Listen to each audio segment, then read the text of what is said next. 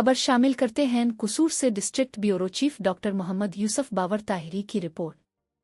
कुसूर में महफिल पाक इस्तकबालिया रमज़ान अल मुबारक का इनेकाद गुज़िश्ता रोज़ राशिद अली ताहिरी के घर पर निहायत अक़ीदत व एहतराम के साथ किया गया। महफिल का बाकायदा आगाज़ तिलावत करीम पाक से हुआ, जिसके बाद हुजूर नबी करीम की बारगान अक़दस में हदनात पेश किया गया।